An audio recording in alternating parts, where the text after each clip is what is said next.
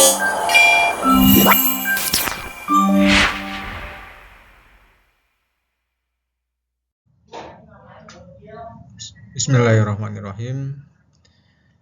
Assalamualaikum warahmatullahi wabarakatuh.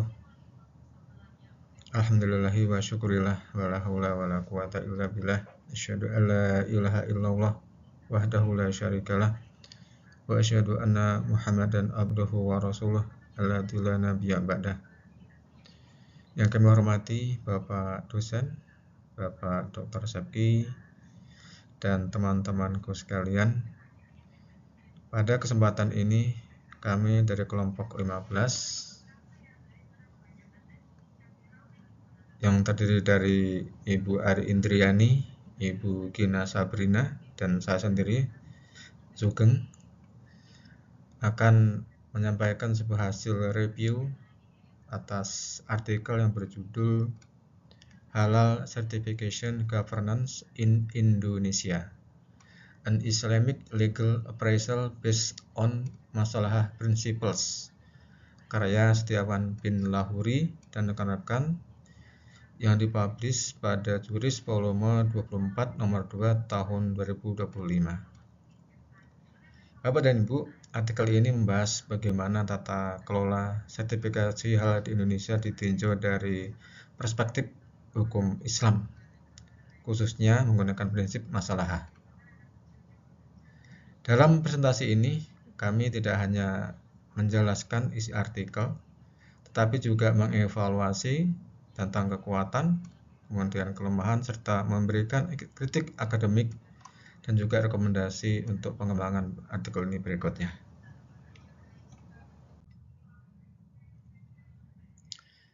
Artikel diterbitkan pada Jurnal Juris, Jurnal Ilmiah Syariah, volume 24 nomor 2 tahun 2025, di mana tujuan utamanya adalah untuk menganalisis kesenjangan antara mandat hukum sertifikasi halal dengan implementasinya menggunakan perspektif tata kelola atau governance dan maslahah. Kata kunci peneliti meliputi biaya administrasi, tata kelola halal, standar jaminan produk halal, dan regulasi halal. Dari profil ini terlihat bahwa fokus penelitian bukan pada produk halal, melainkan pada efektivitas sistem tata kelola sertifikasi halal di Indonesia. Menurut penulis artikel, persoalan inti sebenarnya bukan kekurangan regulasi, di mana kita juga mungkin paham Indonesia sudah sangat kuat dari segi regulasinya.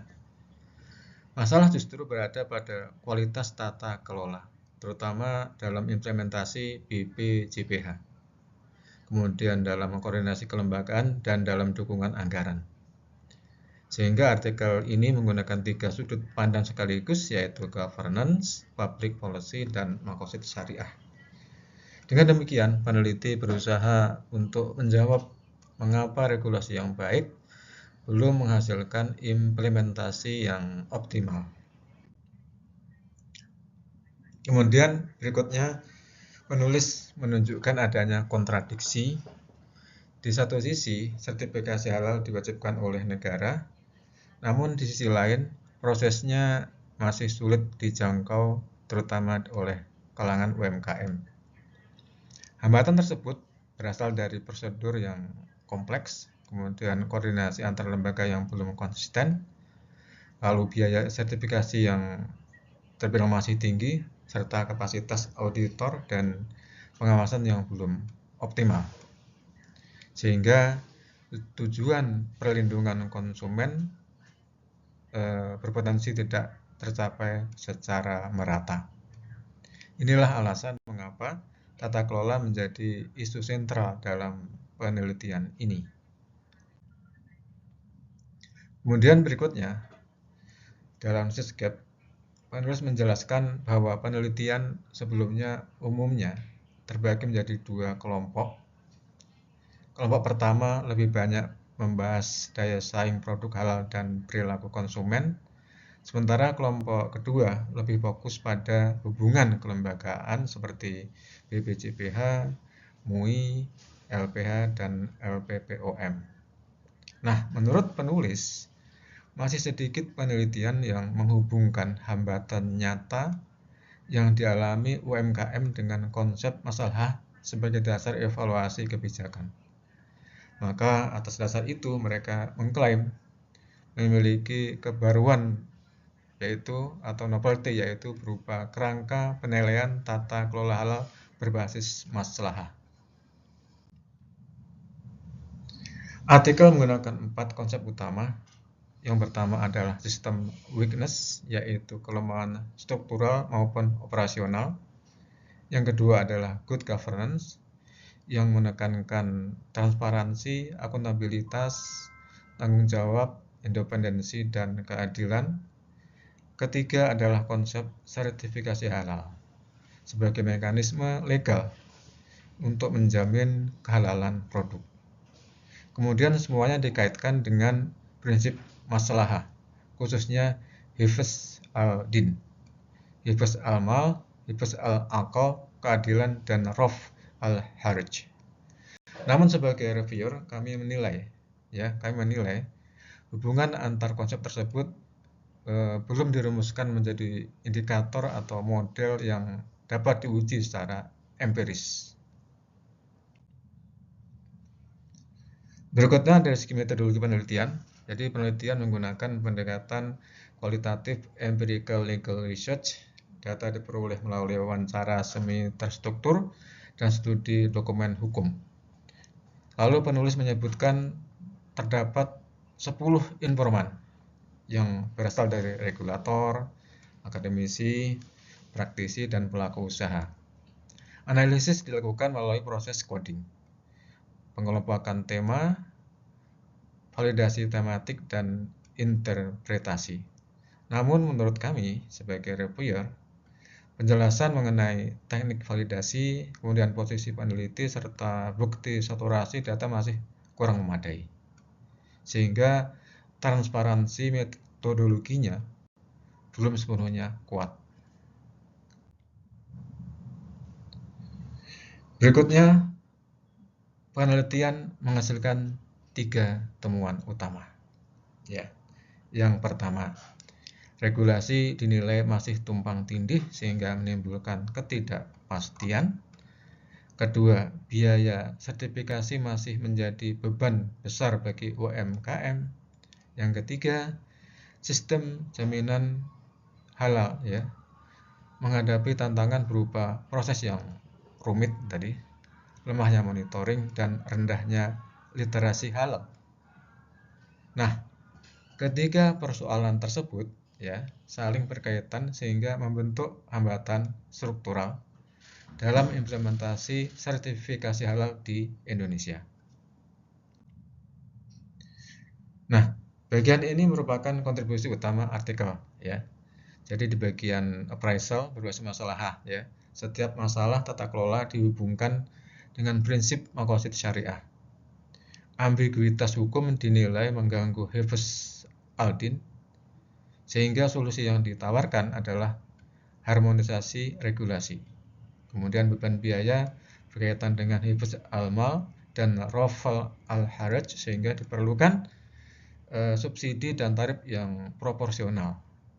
Sedangkan lemahnya literasi dan monitoring dikaitkan dengan hifz al-aqal dan maslahah ammah, sehingga direkomendasikan adanya edukasi, kemudian digitalisasi, dan penguatan pengawasan. Bapak dan Ibu semua, pendekatan ini memperlihatkan bahwa tata kelola tidak hanya dinilai dari aspek administratif, tetapi juga dari manfaat syariahnya. Berikutnya dari tinjauan kekuatan akademik artikel. Menurut kami, terdapat beberapa kelebihan atas artikel ini, yaitu topiknya sangat relevan karena berkaitan dengan perlindungan konsumen, kepatuhan syariah, dan penguatan UMKM. Yang kedua, penelitian melibatkan berbagai memangku kepentingan sehingga sudut pandangnya cukup beragam. Yang ketiga, artikel berhasil mengintegrasikan hukum empiris ya, tata kelola publik dan hukum Islam. Selain itu, rekomendasi yang diberikan memiliki nilai praktis bagi penyempurnaan kebijakan sertifikasi halal. Nah, yang paling menarik adalah penggunaan konsep maslahah ya, penggunaan konsep maslahah sehingga evaluasi tidak berhenti pada kepatuhan administratif tetapi juga mempertimbangkan keadilan dan kemanfaatan publik.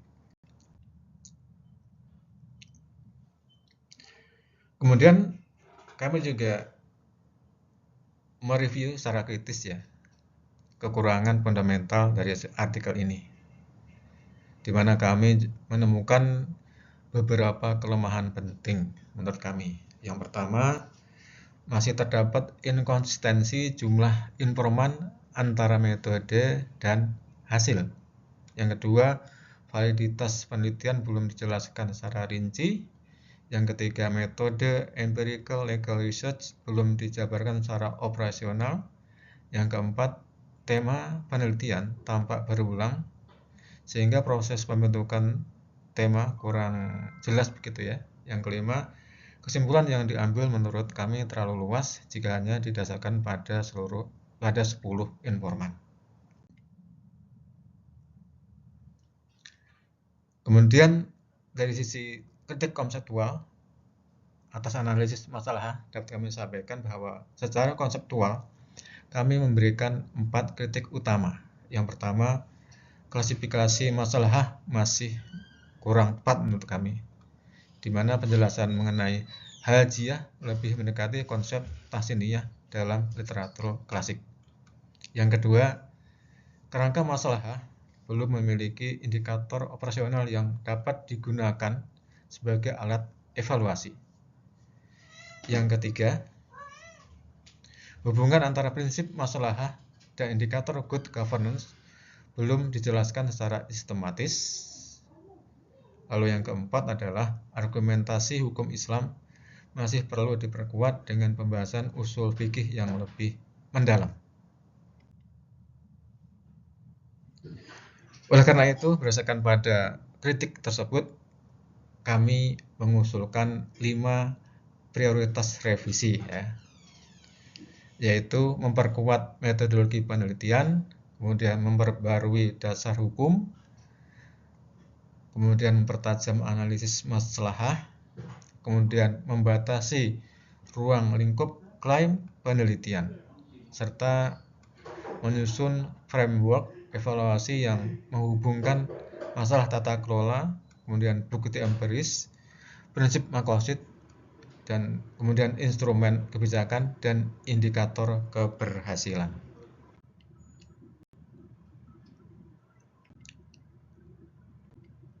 Nah, terakhir sebagai penutup, Bapak dan Ibu semua, saudaraku semua, kami menilai artikel ini cukup menarik ya, karena mengangkat topik yang sangat penting dan memiliki kontribusi yang nyata bagi pengembangan tata kelola sertifikasi halal di Indonesia.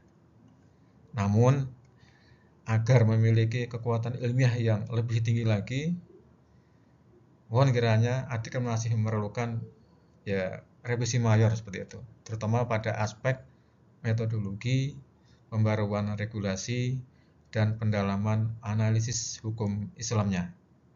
Sehingga dengan demikian, kontribusi artikel tidak hanya bersifat konseptual, tetapi juga dapat menjadi acuan yang lebih kuat dalam menyusun kebijakan sertifikasi halal berbasis good governance dan maqasid syariah di Indonesia. Demikian yang dapat kami sampaikan. Banyak maaf jika ada yang kurang berkenan, ada kesalahan dalam penyampaian. Wassalamualaikum warahmatullahi wabarakatuh.